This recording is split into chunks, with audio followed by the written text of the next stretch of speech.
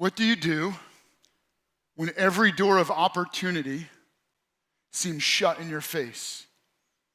And what do you do for others when the doors of opportunity are shut in their face? You know, the crisis of human trafficking, and specifically sex trafficking, is that the traffickers specifically target the most vulnerable in society. I know you've seen movies about trafficking and you think that, they just kind of snatch people up off the streets, and that does happen in a very rare situations, but most of the time, what traffickers do is they're looking for vulnerable individuals. And if they can offer them a meal, if they can offer them a warm place to live, then they can get them hooked on drugs where they become dependent on the trafficker, their abuser, for survival. And so they might not be enslaved in a technical term where they're in chains, but they don't even realize that they're enslaved because they think they're making a choice to come home to their abuser. They think they're making a choice to go back to the place where the person that's trafficking them lives, but in reality, they're dependent on that person for survival. They're dependent on them for their addiction, and so they live severely trapped, enslaved in human sex trafficking, human labor trafficking, and what a horrific crisis. But let me make this personal for you and I, meaning we can relate to this because when you first hear this issue, you're thinking like, what does that have to do with us? Like that feels like such a faraway, distant issue. The reality is, it is a serious crisis and tragedy in our own communities, living right on the I-81 70 corridor, Interstate 81 going north and south, where we got a significant amount of trafficking happening on our own highways, and as a result, ending up in our own cities. But let's personalize not so much the human trafficking issue, but this idea of doors slamming in our face. When you think about it, when you think about a younger generation, maybe when you even think about your own children, and you think what opportunities are available to them. And so, having 5 kids, as far as I'm concerned, the sky's the limit for my kids. Like they could become anything. And honestly, maybe when they were younger, I kind of thought, well, man, if they can make it out of childhood and not end up, in jail, and I'll be excited. But at some point, man, I've seen my kids grow and develop, and my girls into fine young women, and all of a sudden it feels like I used to say it just kind of hoping. Now I actually really believe it, man. Like sky's the limit. You could become a doctor, you could become a lawyer. I don't know why you would want to do that, but if you want to become the president, you could, whatever you set your heart to, you could accomplish that. And for my boys, sky's the limit. But it's interesting though, and if you think about it for the younger generation, maybe you fit in the younger generation, so you're thinking about it for your classmates, like, what could we accomplish? And hopefully you believe that sky's the limit. You could accomplish anything. And that's how the world should be, right?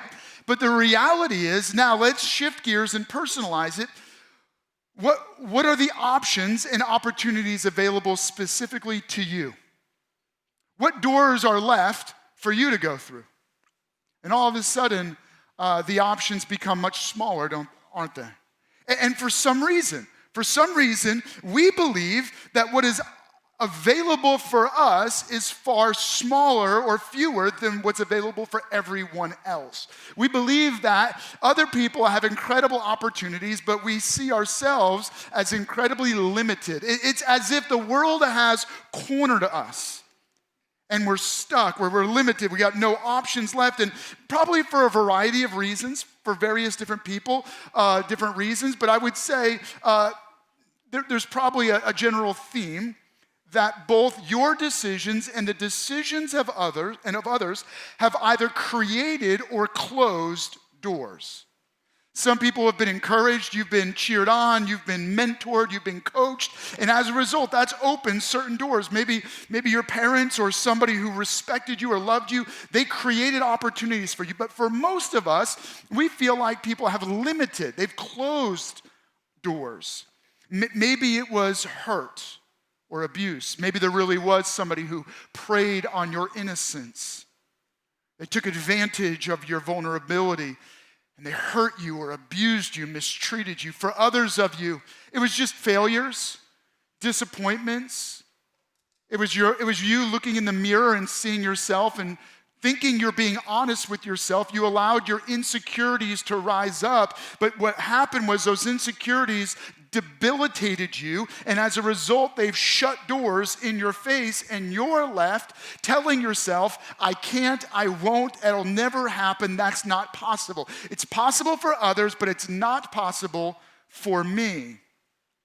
And then, where is God and the church in all of this?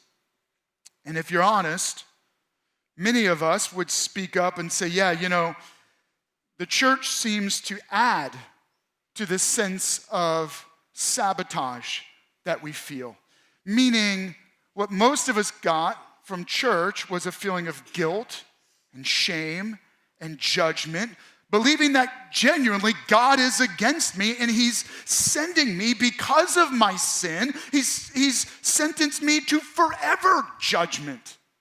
And who, when they feel like their doors are closing around them, needs more feelings of guilt and shame and limitation? I mean, very rarely do any of us need to be reminded that we're not enough, that we're not good enough, that we can't, that we won't. And so when we interact with people who are representing God and they tell us that God is against us because of our sin, we easily believe it. And what that says is that the church and God are slamming doors in our face, including the door of heaven. Well, thanks. It's exactly what I need when I already feel like the world is closing in around me. And talk about a guy who had very few options left. Remind you of this guy named the Apostle Paul. Now, the Apostle Paul eventually goes on and writes several books of the Bible, but context, here's a guy who was a religious terrorist. He hated Christians. Maybe you know people who hate Christians. Maybe you've hated Christians. Maybe for good reason you've hated Christians. And you would have liked the Apostle Paul because he hated Christians. In fact, he hated them so much he killed them. And but then he became a Christian, and so imagine that scenario. That shuts a lot of doors. I mean, you lose a lot of friends when you go from killing Christians. At least you have friends who hate Christians. But then you become a Christian. Now you have no friends. And here's a guy who then, after he becomes a Christian, he begins to suffer. Life was good before he became a Christian, but after he became a Christian, he began to suffer and go through one difficulty and tragedy after the next. Now, in the Jewish context, suffering and pain were an indication that God is against you. When things go wrong, they would interpret it as though God was causing it to go wrong. And so you could interpret that shipwreck or the fact that people were attacking you or that you were robbed as if it's your fault. And so many of us interpret suffering the same way. It's like we beat ourselves up. We blame ourselves because somehow, even if I didn't cause it in this moment, somehow I'm getting what I deserve. But the Apostle Paul, in this radical life change, when he becomes a Christian, he experiences this reality. He discovers that his suffering and the difficulty he's gone through is not something he deserved. And so he writes a letter to the church in Rome to challenge them on this mind-blowing shift in how he thought and believed about God. And so I want to introduce you to this statement that he writes. It's found in his letter to the church in Rome that eventually gets included in the Bible. It's simply called Romans, but it's really the Apostle Paul's letter to the Roman church, where he writes this: in light of my suffering, in light of all the difficulty and all the painful things I've been through, what then shall we say in response to these things? If God is for us, who can be against us? What? A guy who's been shipwrecked and beaten and robbed and left for dead and nearly starved to death and arrested and imprisoned is standing up and saying, in light of everything I've been through, in light of What should we say in response to everything I've just shared with you about all the suffering and all the abuse and all the hurt at the hands of people who hate me and hate God? I know you could have interpreted this as, I'm speaking on behalf of the Apostle Paul. He could have said, I know you would have thought that because I was against God, God would have been against me, and that's what I thought. And you could have interpreted my suffering as God punishing me for the terrible things I had done wrong. But what I discovered was that when I was slamming doors in God's face, God was kicking through those doors. When I was shutting doors on opportunities available to me, when I was failing and I was falling and I was frustrated and I was turning my back on God and I was turning my back on others, when I was rejecting people and hurting people, God was chasing me down, not to hurt me, not to give me what I deserved, but to give me what He desired, which was His love, His hope, His mercy, His compassion. So that He writes this. In light of, what should we say in light of all this? If God is for us, who could ever be against us? And He's saying this, you gotta picture this. This is the Apostle Paul, who, after he had this life radical change, he goes on to use his business to fund starting churches all across Asia and Europe. He started at least 14 different churches. And much of the New Testament, the Bible, is different letters the Apostle Paul wrote to those churches. And later historians go, these aren't just letters. These are words from God Himself spoken through the Apostle Paul. This is life and hope. This is good news. And so it gets included in the Bible. But what the Apostle Paul is doing is he's writing to Rome because he wants the church in Rome to become his headquarters.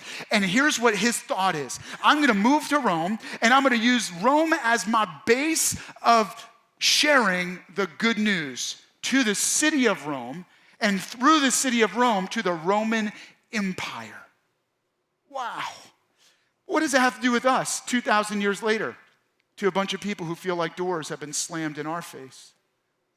What do we do when it feels like we have no opportunities? And what do we do for others when we feel like they have no options? Well, here it is. It's simple. We live in the possibilities of God. When you discover, what should we say in light of all of this? If God is for us, who can be against us? Well, this is what we do. We live in the miraculous possibilities that there is a God who is for us. And I hope when you hear that, you say, I want that. I want what Patrick just said. That excites me. I want opportunity. But then you've got to look at, why don't I have opportunities? Why do I feel like doors have been shut in my face? Why do I feel like the doors are slamming around me? And remember, this isn't just doors that others have slammed, because it's so easy to blame others and to point the finger, cast aspersions, blame the system, blame everyone else. But take for a moment how many doors I've slammed in my own face. Like the Apostle Paul, how many things I've personally done wrong and how many people I've personally hurt. Why? Because hurting people hurt people. Because I've been hurt, I just return the favor. Because I've been told I can't, it's easy to tell others they can't. When others have mistreated you in anger, it's easy to lash out in anger. So the reality is that there is some internal, spiritual, sabotaging force that sets us up for our own ruin. That's what biblical authors, including the Apostle Paul, but Jesus, called sin. Sin, this internal spiritual force that's in us. It's part of us, but it's also separate from us. It's like some outside spiritual thing that has attached itself to us like a cancer and is infecting and affecting everything we do. It affects our desires. It affects our decisions, and those decisions then affect our behavior. And sin, what it does is it drives us toward our own ruin, away from God and what is best, toward our own destruction and our eternal ruin. Now hold up. Didn't I just say that, man, we don't need any more of that? Well, the only way we're ever going to hear the good news of what the Apostle Paul shared is if we remember the bad news. And so the bad news is that you and I have turned our back on God, and sin has set us up for failure, and sin has slammed every door in our face. Sin slammed the door. We closed the door on God. We closed the door on eternal paradise. We closed the door on true life. But God was unwilling to leave us in that place of ruin, and so he intervened. And this is what the Apostle Paul writes. So let's go back and let's continue to read what he's saying. This is his very next statement. He goes like this. If he, God, did not spare his own son, but gave him up for us all, how will he not also, along with him, graciously give us all things? Who will bring any charge against those whom God has chosen? It is God who justifies. What's the point? What the Apostle Paul is saying is this. There's a God. It's like Paul is overwhelmed. He's writing this letter, and all of a sudden he gets to the point where tears begin to run down his face. And he starts to reflect on his life. And he goes, I remember when I was against God and I was killing Christians and I hated them and I hated their God. And God, through all of that, was pursuing me. He was chasing me. He loved me. God was for me. You know what that means? It means that miraculous possibilities are opened through faith in Jesus. I want you to know that when every single door in your life was closed, miraculous possibilities are opened through faith in Jesus. It's the Apostle Paul having this realization that he did everything wrong. And he had rejected God and he had turned his back on God. But God had done everything right. And God chased after him. And God loved him. And God pursued him. And God rescued him. How? Here's what he said. He said, God did not even spare his own son. What did he mean? He goes like this. Here's what God did. God saw you and I in our sin running away from him. Not just running away, but in the process cursing him and turning our back on him and rejecting him and slamming doors behind us. Maybe you've done that when you've gotten into an argument. And here's God lovingly pursuing. You know what God does? He steps out of eternity into time, out of heaven into earth to become one of us in order to take our sin, in order to take our collective eternal judgment on himself, so that when he died in our place. He died for you and I. He died to pay the penalty for our sin, to absorb our eternal judgment, and to die in our place so that anyone who believes in Jesus by faith is forgiven of sin. That's why he says, what charge could anyone possibly bring against you? Imagine this. What the Apostle Paul is writing is this. He goes, imagine, God is the judge, God is the jury, and God is your defense attorney. God shows up on the scene and he says, I'm going to destroy the evidence. You're forgiven. I'm going to remove the charges. No more charge against you. And I'm going to remove the conviction. And in place of a conviction of a death sentence in eternal ruin, I'm going to give you my life. See, when you believe in Jesus by faith, you not only believe that he died, you believe that he rose again, that God conquered death. He defeated the power of hell. He defeated the grip of sin on your life. So when you believe in him, you are forgiven and given new life. See, Jesus rose from the dead, and in the power of his resurrection, you are given new and eternal life where God's Spirit now lives in your spirit by faith, right? So it's faith in Jesus that opens miraculous possibilities. So let's go back to that statement the Apostle Paul is writing. He goes, if God is for us, who could be against us? I need you to do a little exercise with me. Now, I know some of you have a hard time following, meaning you don't want to cooperate. You're the person, if we say raise your hand, you're going to. All right, so here's the deal. If God is for me, Patrick, what could be against me? So here's what I want you to do. Take a moment right now. And I want you to say your name in there. If God is for Michael, if God is for Amy, if God is for Sue, if God is for John, if I don't say your name, don't panic. I want you to say, if God is for, and I want you to put your name in there. What can be against me? And now I want you to say, what? And I want you to list a few of those things that right now you feel are against you. If God is for Patrick, what financial crisis, what relational crisis, what family situation, what job situation? And I want you to begin to list those right now. If God is for me, what? And now you can name it. What is that? Could be possibly stand against you. Now, I want you to take hold of that. If God is for me, how could your financial crisis actually hold its weight against you?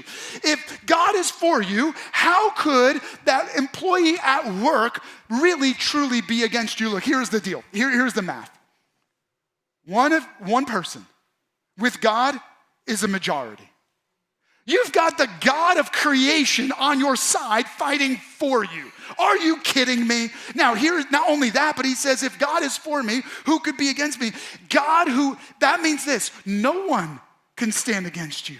There's nothing that can stand against you. There is no one that can stand against you. This isn't just to make you feel good. This is to understand that the creator of the universe, the God who was not even going to protect his own son to rescue you, he was willing to spend everything, do everything to get you saved from eternal ruin. And if God is willing to do all of that to rescue you, what would he not do now for you?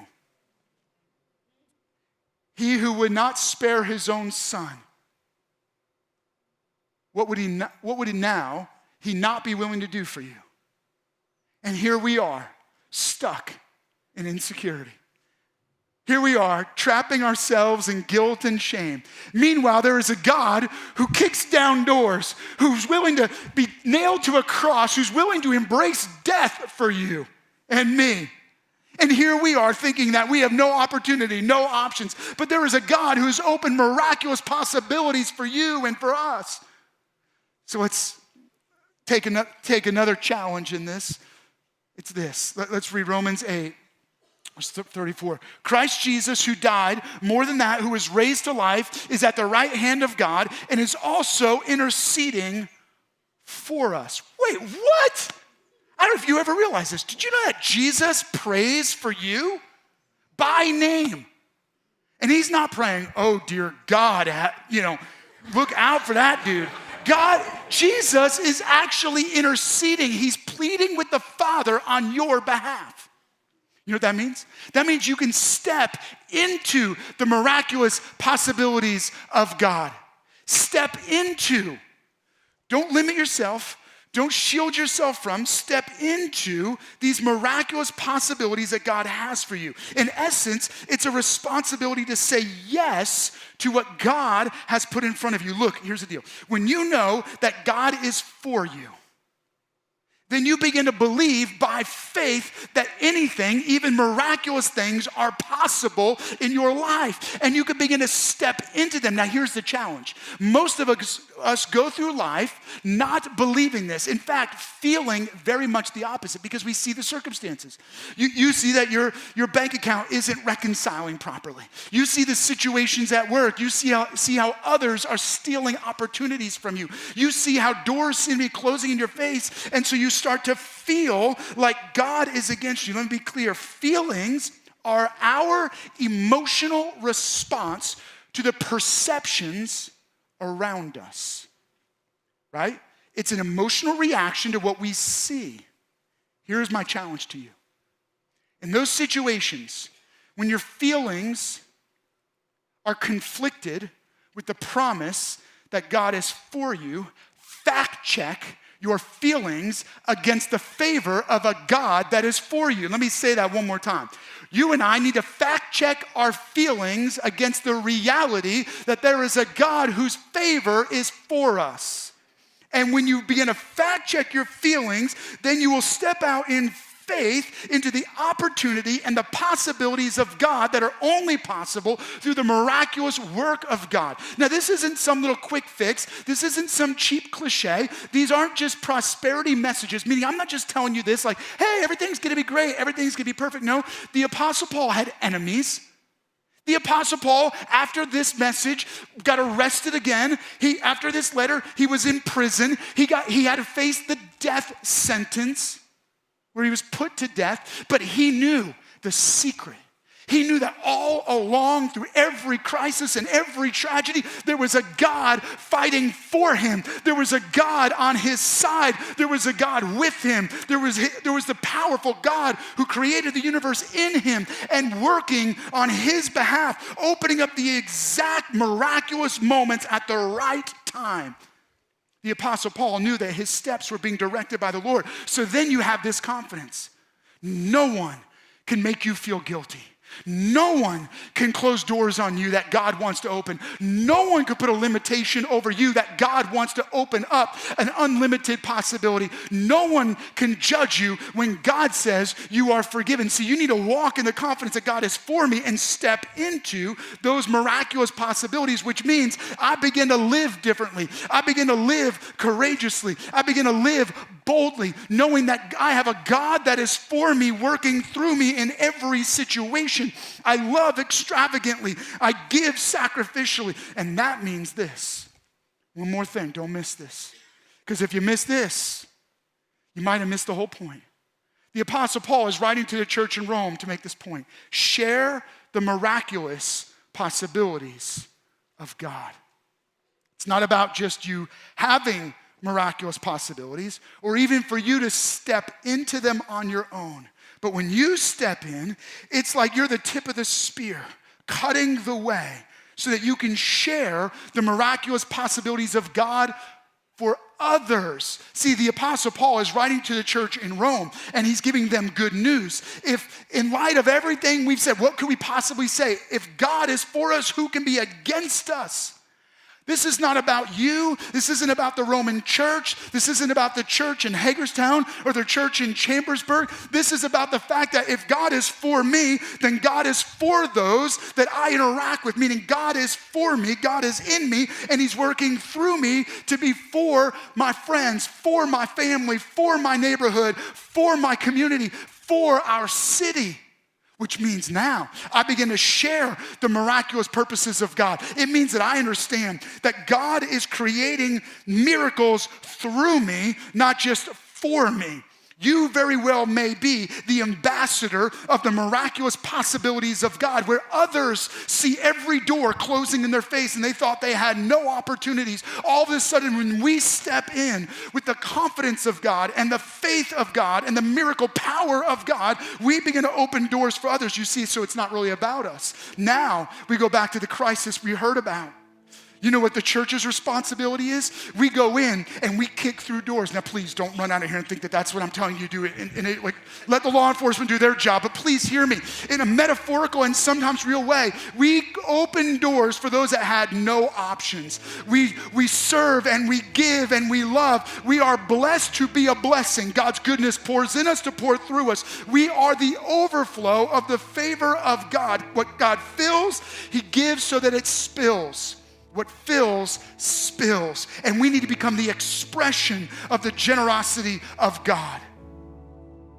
We need to become the expression of the selfless sacrifice of God. So we share the miraculous possibilities of God with others, and God very well may be using you to create a miracle for someone else through the way you serve, through the way you love, through the way you forgive, and through the way you give. And so I want you to pause right now. Would you take a moment right now? What do you need first to receive from God? Maybe there's a step of faith for you where you're going to discover the possibilities of God because you're taking a step of faith in Jesus Christ. You need to believe that Jesus is for you because he died and he rose again for you. And so your prayer moment is to say yes to Jesus. For others of you, you need to step into. You've been doubting yourself, you've been questioning yourself, but you need to step into, by faith, the miraculous possibilities of God. And still others of you, and hopefully most of you, are willing to say, God, I realize that this life isn't about me. You're calling me to give, to share the miraculous possibilities of God with others. So right now, would you pause? Would you pray?